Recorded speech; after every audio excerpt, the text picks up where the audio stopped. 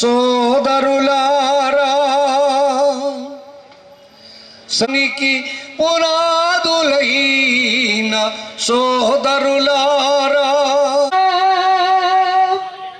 శ్రామిక రాజ్యం సాధించగా పిలుతోందిరా, కదలండిరా కలవండిరా, ఎర్ర జెండ పిలుతోందిరా, కదలండిరా కలవండిరా, ఏఐటీసీ మన కండరా, కదలండిరా కలవండిరా, ఏఐటీసీ మన కండరా.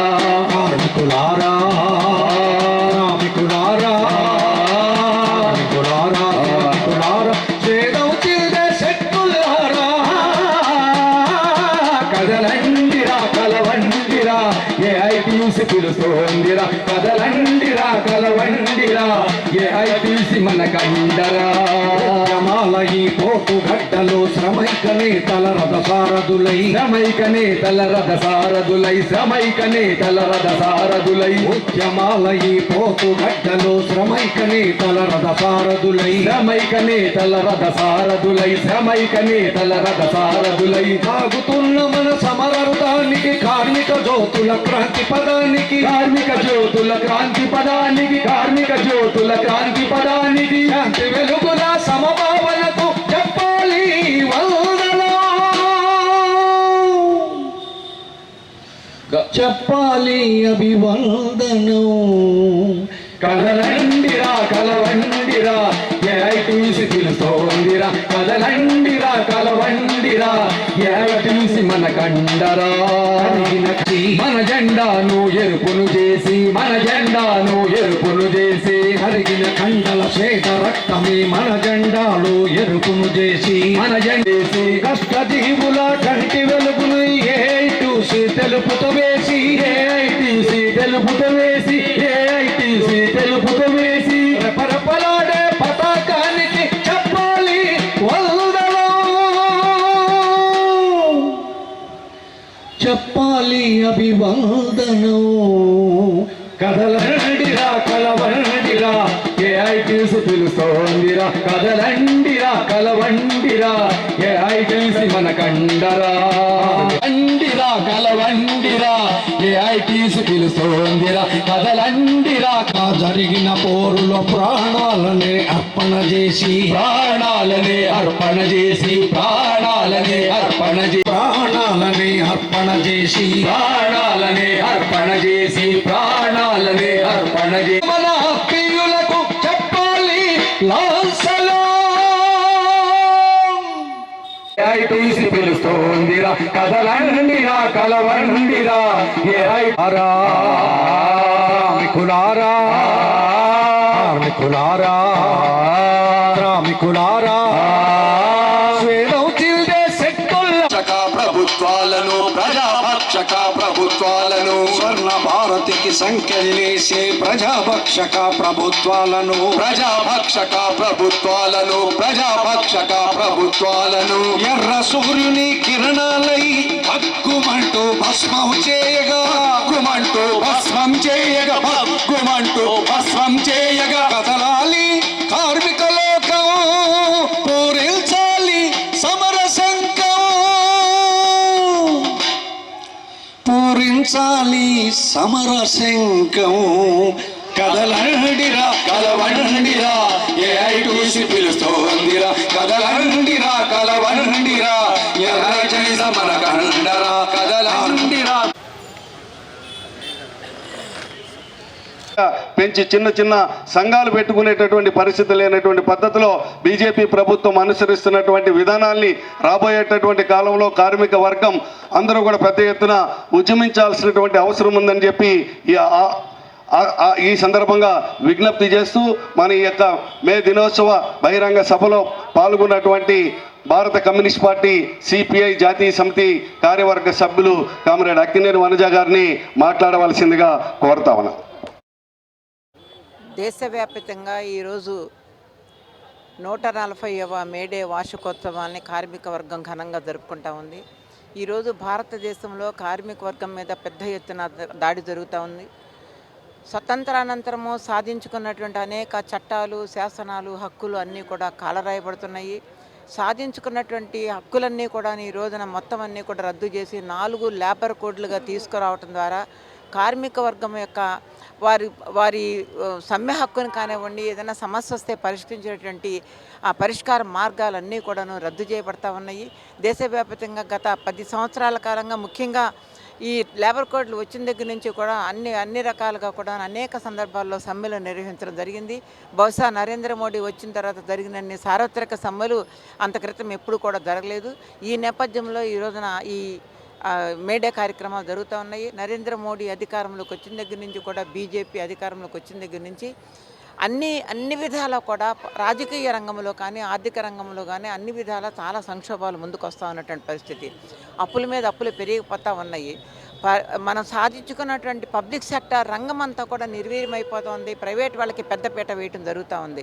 ఈ రోజున ప్రైవేటు రంగంలో అదానీలు, అంబానీల యొక్క ఆర్థిక అభివృద్ధి చూసినట్లయితే కనుక అదే రేషియోలో కార్మిక వర్గం ఎంత పేదరికంలోకి నెట్టబడతా ఉందో, ఇంతవరకు కూడా ఉద్యోగస్తులకి పే కమిషన్ను ఇంప్లిమెంట్ చేయకపోవటము, అదే దశలో కోట్లాది మంది పేదరికంలోకి నెట్టపట్టడం, ఇవన్నీ కూడా ఈనాడు ఎన్డీఏ ప్రభుత్వం అధికారంలోకి వచ్చిన తర్వాత మన కళ్ళ ముందు కనిపిస్తున్న నగ్న సత్యాలు.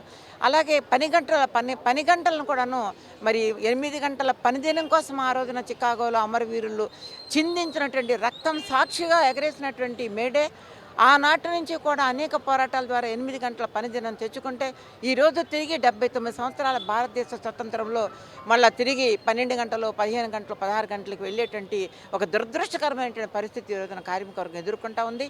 12 గంటల పనిదినాన్ని నుంచి కార్మిక వర్గం విముక్తి కావాలి. అలాగే పని చేసే చోట కార్మిక వర్గంకి అనేక విధాలు వస్తున్నటువంటి అభద్రతను కూడాను తొలగించే దానికోసం కూడా ప్రభుత్వాలు ఆ వైపుగా దృష్టి సారించాల్సిన అవసరం కూడా ఉంది. అనేక మంది ఈ రోజున సంక్షేమ పథకాల కింద, స్కీమ్ వర్కర్ల కింద, అంగన్వాడీస్ కానివ్వండి, ఆశా వర్కర్స్ కానీ మహిళలు పెద్ద ఎత్తున పనిచేస్తూ ఉన్నారు. ఆ మహిళలకు ఉద్యోగ భద్రత అనేది లేకుండా ఉంది. వారి జీతాలు కనీసం మినిమమ్ వేజెస్ కూడా 21,000 రూపాయల మినిమం వేజెస్ ఇవ్వాలని చెప్పేసి అంతర్జాతీయ లేబర్ సంస్థలు చెప్తా ఉంటే కనీసం ఆ 21,000 కూడా ఇవ్వడానికి ముందుకు రానటువంటి పరిస్థితుల్లో ఈ రోజున ప్రభుత్వాలు ఉన్నాయి. మన రాష్ట్రంలో కూడా చంద్రబాబు నాయుడు గారు, నరేంద్ర మోడీ ఏదంటే అది తానా అనేటువంటి పరిస్థితికి ఈ రోజున చంద్రబాబు నాయుడు గారు కూడా ముందుకు సాగటం అనేది దురదృష్టకరం. ఈయన ఒక లౌకికవాదిగా ఉండేటువంటి చంద్రబాబు నాయుడు ఈ రోజున ఈయన కూడా మతోన్మాద వైఖరికి మరి ఆయన ఆ బాటలో నడుస్తున్నటువంటి పరిస్థితిని మనం చూస్తూ ఉన్నాము. 12 గంటల పనిదినాన్ని కూడా ఈయన ప్రేరేపిస్తూ ఉన్నారు.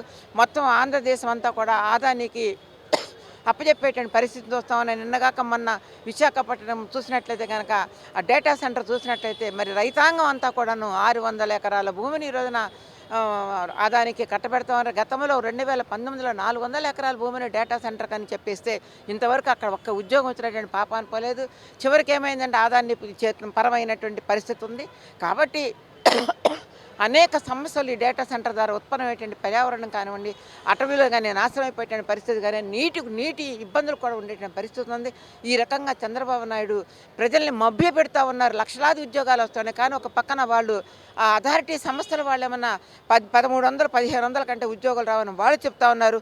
3 డేటా సెంటర్లకి మొత్తం అంతా కలిపిన 3,000 మంది ఉద్యోగాలు ఇవ్వనటువంటి పరిస్థితులు ఈ రోజున 22,000 రూపాయల రాయితీలు ఇచ్చినటువంటి 1,00,000 కోట్ల పైగా పెట్టుబడి ఇచ్చేటువంటి ఈ డేటా సంస్థల ద్వారా ఉద్యోగాలు లేవు. పైపెచ్చు ప్రజలు అనేక రకాల రైతాంగం అంతా ఇబ్బంది పడే పరిస్థితి ఉంది. కానీ అవేమీ కూడా పట్టినటువంటి పరిస్థితుల్లో కేవలము అదానీల, అంబానీల సేవలో తరించిపోయేటువంటి పరిస్థితి మన రాష్ట్రంలో ఉన్నటువంటి చంద్రబాబు నాయుడు కూడా చూస్తూ ఉన్నాం. అలాగే దేశవ్యాప్తంగా ఇటీవల కాలంలో పార్లమెంట్లో తీసుకొచ్చినటువంటి ఈ మహిళా రిజర్వేషన్ బిల్లు పట్ల కూడా చంద్రబాబు నాయుడు చాలా దారుణమైనటువంటి పరిస్థితికి మరి తీసుకున్నటువంటి పరిస్థితి కనిపిస్తూ ఉంది. ఆల్రెడీ 2023లో చట్టమైనటువంటి బిల్లుని తీసుకొచ్చి జనాభా లెక్కలకి నేను డీలిమిటేషన్స్కి లింక్ పెట్టి ముందుకు సాగుతూ ఉంటే అబద్ధమని తెలుసు కూడా అది ఆల్రెడీ బిల్లు అయిపోయిందని తెలిసినటువంటి వాస్తవాన్ని కూడా వక్రీకరించి ఈ రోజున హుజూర్ అనే పద్ధతుల్లో మొత్తం అంతా కూడా ముందుకు సాగుతూ ఉంది. ప్రజలు ఇవన్నీ కూడా గమనించాలి. కార్మిక వర్గము ఏదైతే సాధించుకుందో చికాగో కార్మికుల రక్తధార సాక్షిగా సాధించుకున్నటువంటి హక్కులన్నిటి కూడా మనం కాపాడుకోవాల్సిన అవసరం ఉంది. కార్మిక వర్గం అంతా కూడా ఏకోన్ముఖంగా ఐక్యంగా ఉండి ముందుకు వెళ్ళటం ద్వారా మాత్రం ఈ సమస్యలు పరిష్కరించకుండా ఆ రూపంలో భవిష్యత్తులో ఐక్య పోరాటాలకు సిద్ధంగా అవసరమైనటువంటి ఆవశ్యకత ఎంతైనా ఉందని చెప్పని విజ్ఞప్తి చేస్తూ ఉన్నాం. 140 సంవత్సరాల క్రితం పోరాడి సాధించుకున్నటువంటి 8 గంటల పనిదినాన్ని ఈ రోజున నల్ల చట్టాల పేరుతోటి మోడీ ప్రభుత్వం నిర్వీర్యం చేసేటువంటి పరిస్థితుల్లో కార్మిక వర్గం పైన పెద్ద బాధ్యత ఉన్నది. తిరిగి మరల పోరాటాల వైపు పోరాడితే పోయేదేమీ లేదు, బానిస సంఖ్యలు తప్పన్న మార్క్స్ మహాశయుడి సూక్తిని ఆధారం చేసుకొని భవిష్యత్తు పోరాటాలకి వాళ్ళ 12 గంటల నుంచి 18 గంటల వరకు కట్టు బానిసల్లాగా ఆధునిక కార్మిక వర్గం సాఫ్ట్వేర్ ఎంప్లాయీస్ లాంటి అందరూ కూడా ఇవాళ కట్టు బానిసల్లాగా పనిచేసినటువంటి పరిస్థితి నుంచి ఈ దేశం బయటపడాలి. ఈ డబుల్ ఇంజిన్ సర్కార్ పేరుతో చంద్రబాబు నాయుడు ప్రభుత్వం చేస్తున్న ఆగడాలు, మోడీని సపోర్ట్ చేసే విధానం ప్రజలందరూ గమనించి ఖచ్చితంగా రాబోయేటువంటి కాలంలో పోరాటాలకు సన్నద్ధం కావాలని చెప్పి సిపిఐగా పిలుపుస్తుంది. 140వ మే దినోత్సవాన్ని ఈ రోజున ప్రపంచవ్యాప్తంగా అన్ని విజయవాడ నగరంలో కూడా ఉదయం నుంచి అన్ని డివిజన్స్లో అలాగే కార్మిక సంఘాలందరం కూడా ఈ మే దినోత్సవాన్ని ఘనంగా నిర్వహించుకోవడం జరిగింది. ఇదే సందర్భంలో ఈ రోజున ఈ సభా కార్యక్రమాన్ని కూడా నిర్వహించుకోవటం జరుగుతూ ఉన్నది. ఈ సభకి ముఖ్యంగా మన జాతీయ కార్యదర్శి కామ్రేడ్ రామకృష్ణ గారు రావాల్సి ఉన్నది. దురదృష్టకరం, గత కొన్ని గంటల క్రితమే వారు మాతృయోగం చెందారు, వారి అమ్మగారు చనిపోయారు. అందువలన అటు వెళ్ళటం జరిగింది. అందువలన రామకృష్ణ గారు పోయారు. అలాగే మన రాష్ట్ర కార్యదర్శి ఈశ్వరయ్య కూడా రాజమండ్రిలో సభలో ఉండటం వలన రావడానికి అవకాశం ఉన్న మేరకు పూర్తి చేసుకొని రావటం జరుగుతుంది. ఈలోపు మన కార్యక్రమాన్ని కొనసాగించుకుందాం.